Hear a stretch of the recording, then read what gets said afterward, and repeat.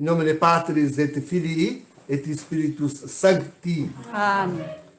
Estamos então hoje no 18º domingo depois de Pentecostes.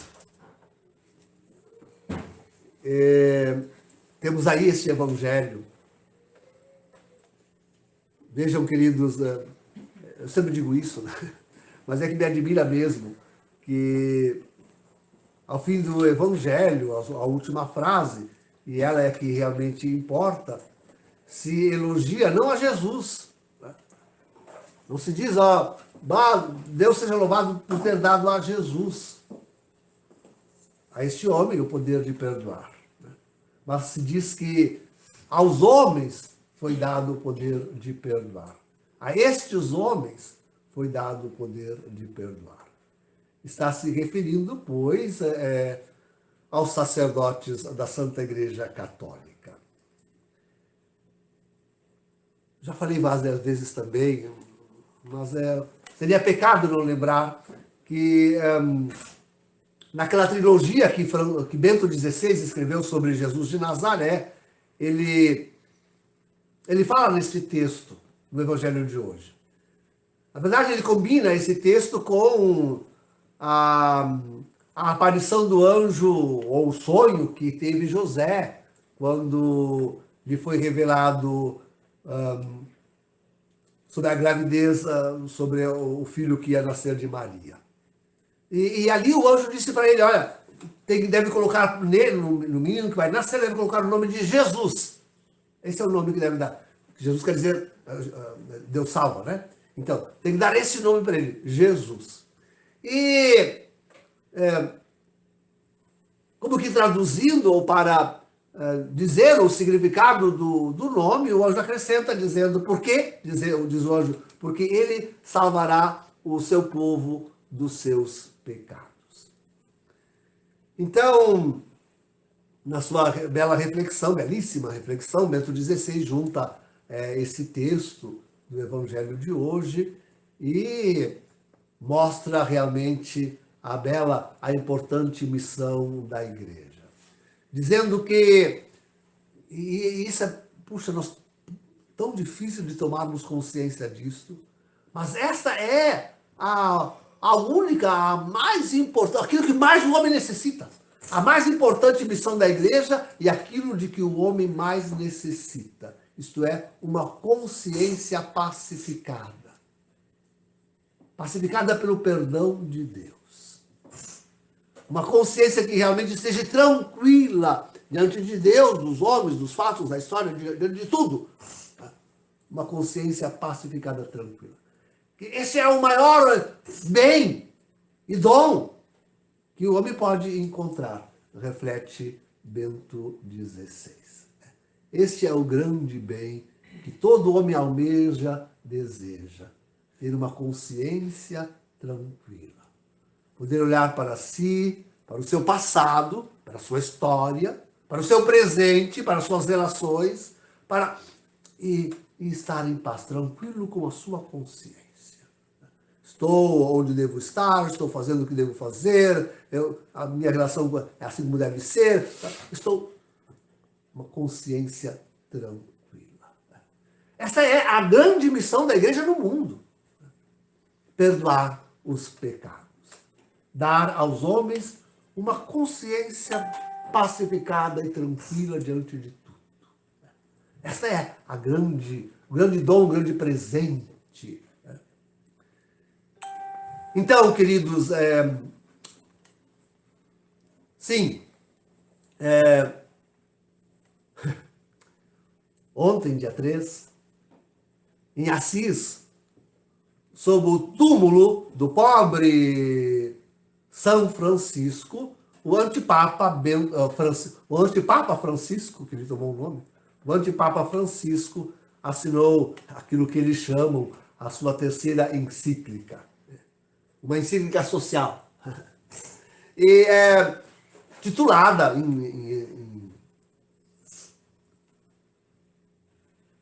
em italiano, Fratelli Tutti. Fratelli, todos são irmãos, todos irmãos. já o disse, devo repetir também isto, que aí se trata realmente de colocar sob a paternidade divina todos os homens, todas as realidades. Mas, já o disse e repito, isto acaba justamente com qualquer valor que se dê ao batismo. A igreja. A reunião daqueles homens e mulheres que são feitos irmãos pelo batismo. Então, qualquer religião, qualquer crença, até qualquer descrença, sim, nessa encíclica, todos os homens, inclusive os ateus, todos, absolutamente todos os homens e todas as realidades, sejam quais forem, tudo é filho de Deus. E o batismo não é nada. É coisa que a igreja faz, mas é um sinal disto. Sei lá. Enfim, anula todo o valor do batismo e, consequentemente, da Santa Igreja Católica. Santa Igreja Católica. Ora, queridos, quais são os sinais do perdão divino na Terra? São dois os grandes sinais. Mas o maior é o batismo. O batismo é justo, está nas Escrituras isto. A gente é batizado para ter uma consciência tranquila, renovar a própria consciência diante de Deus. É o batismo que nos dá a consciência tranquila.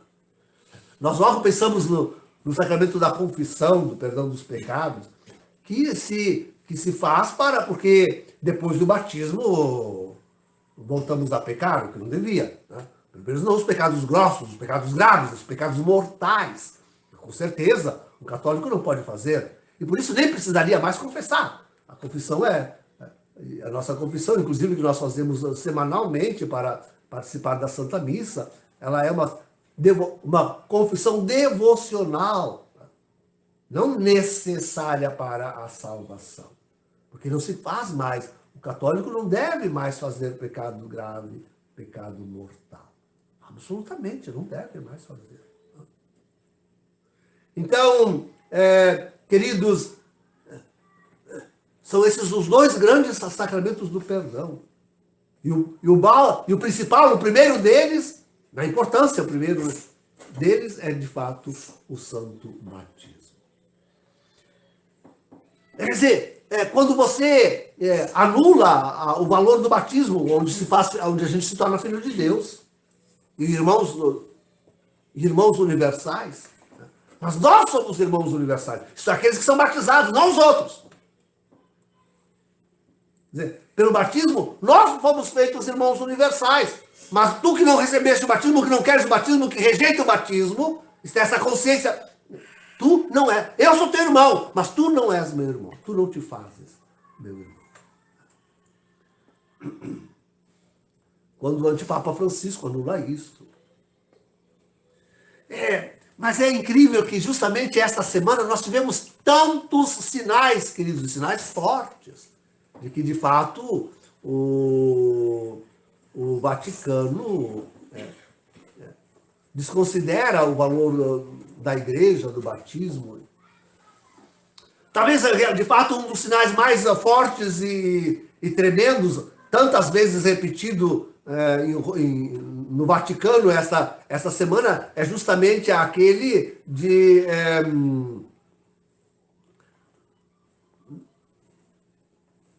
considerar, enfim, o regime pagão, ateu e perseguidor da China, o regime comunista, como igual a qualquer...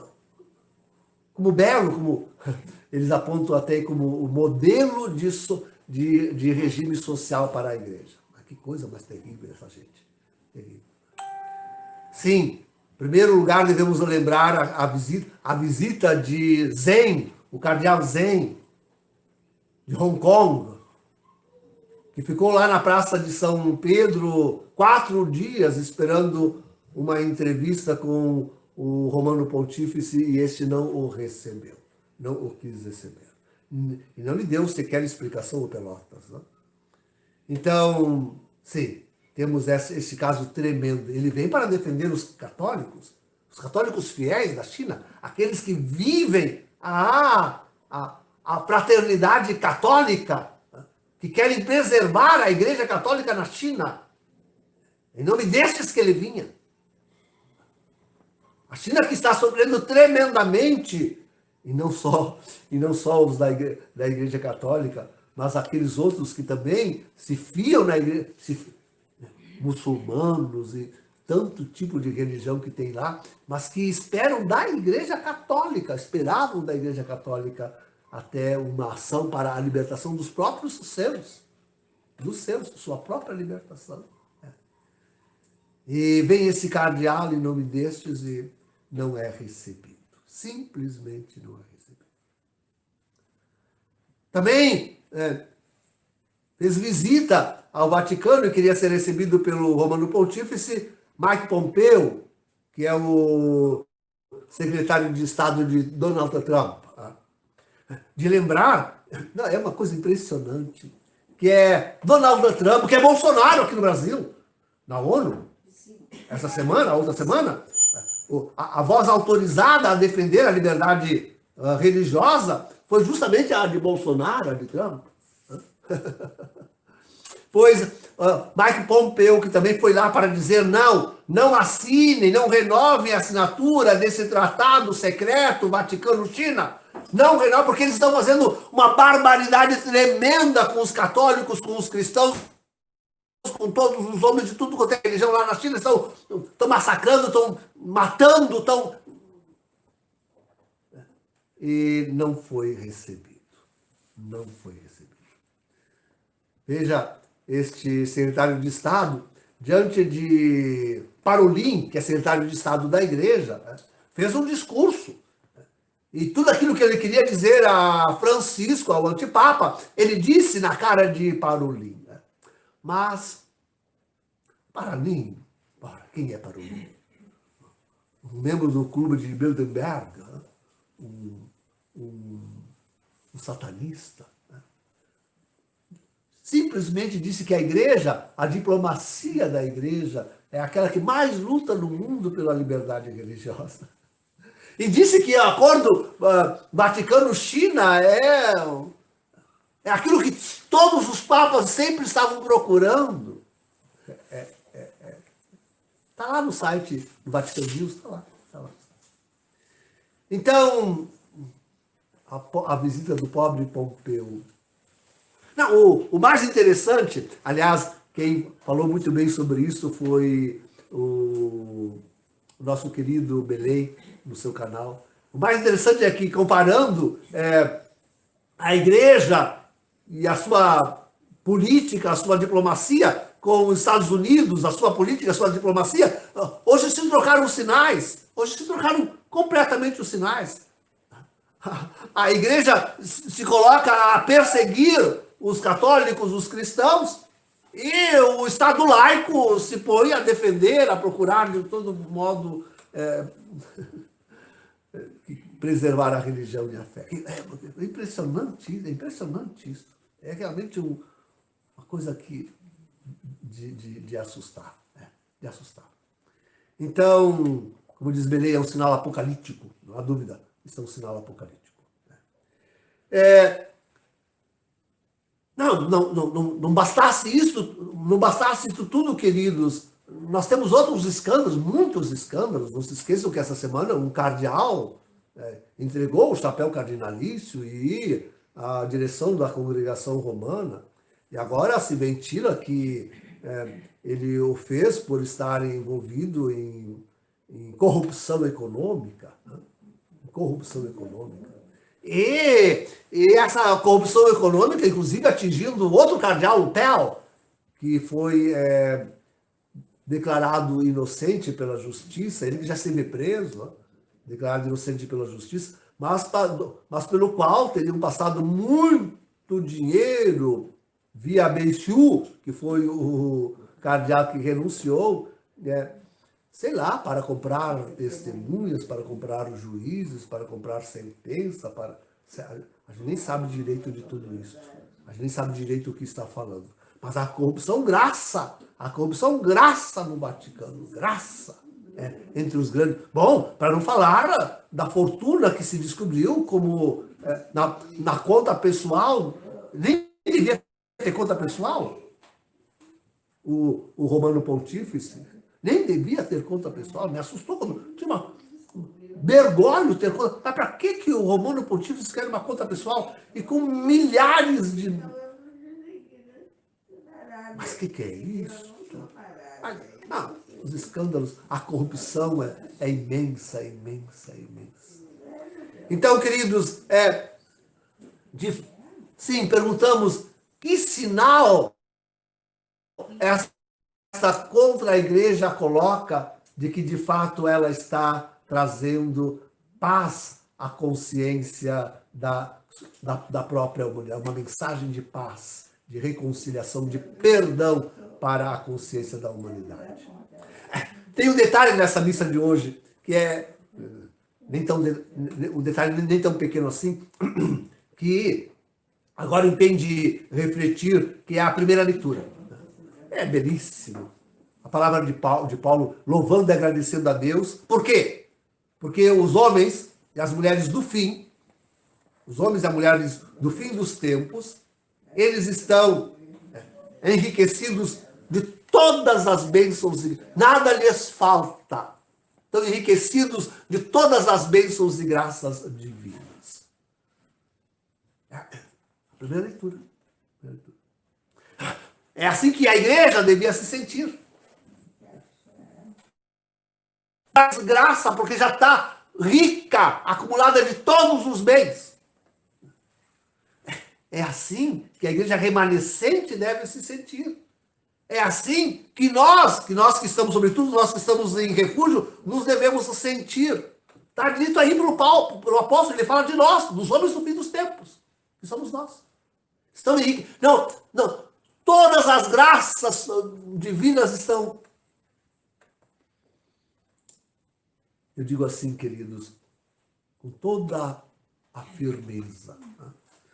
Dizer, a igreja, com certeza, sim, sempre foi acumulada das graças necessárias para vencer o seu tempo.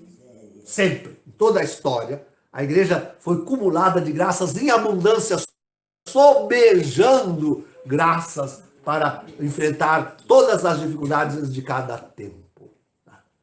Agora, quando chegamos ao fim da igreja, isto é, ao fim do magistério de Bento XVI, ao fim do magistério de Bento XVI, a sua renúncia, nós podemos dizer, bem, aqui agora não há mais riquezas a pedir, a querer e a buscar. Fomos cumulados de todas as riquezas de todas as... Não precisamos mais de encíclicas. Muito menos de Fratelli Tutti, uma encíclica herética, pagã, cismática. Não precisamos mais de encíclica nenhuma. Não precisamos mais de direção nenhuma. A igreja já está revestida de todas as graças e dons celestes para passar o tempo que nós estamos passando. É só se apegar à igreja, ao seu magistério, aquilo que ela viveu e ensinou, até Bento XVI e pronto! Nós estamos cumulados de todas as bênçãos, graças necessárias para a vida deste nosso tempo, que é o tempo do fim. Não há mais a pedir, a agradecer. Não há mais a pedir, a louvar. Não há mais necessidade a sentir, senão que reconhecer que sobeja, que sobra. A igreja rica, maravilhosa, já está aí, com todos os bens, todas as graças que ela podia impetrar e pedir. Até Bento XVI. Fomos enriquecidos de todos os bens e de todas as graças. Agora, queridos, vendo a contra-igreja, vendo esse mundo e a intranquilidade, a falta de paz e a falta de fraternidade, porque na verdade isso é falta de fraternidade, quando a igreja deixa de oferecer o perdão e quer receber do mundo que não tem consciência limpa e tranquila, na verdade ela é assolada, a sua própria consciência fica perturbada e suja e de fraternos e de irmãos eles se tornam também inimigos, é todo mundo inimigo de todo mundo. Esse é o resultado final. Vendo tudo isto, nós somos aqueles que devemos dizer: aqui está a paz, a reconciliação, a fraternidade, a verdadeira fratelança. Aqui em nós encontrareis tudo isto. Mas venham com essa paz. Não venham de qualquer forma. Venham para viver a fraternidade. Venham para viver a reconciliação com Deus na oração, no trabalho. Não venham com a força do mundo, para querer impingir em nós a força do mundo, que daí não sereis recebidos. Que então não sereis recebidos. Mas se virdes com a consciência limpa e tranquila de batizados, então vos entregareis a nós, para louvar, bendizer a Deus todos os bens, todas as riquezas, todas as graças que a igreja recebeu, e na tranquilidade da oração e do trabalho, esperar o retorno de Jesus, nosso Senhor, com uma consciência limpa e tranquila. Em nome do Pai, do Filho e do Espírito Santo.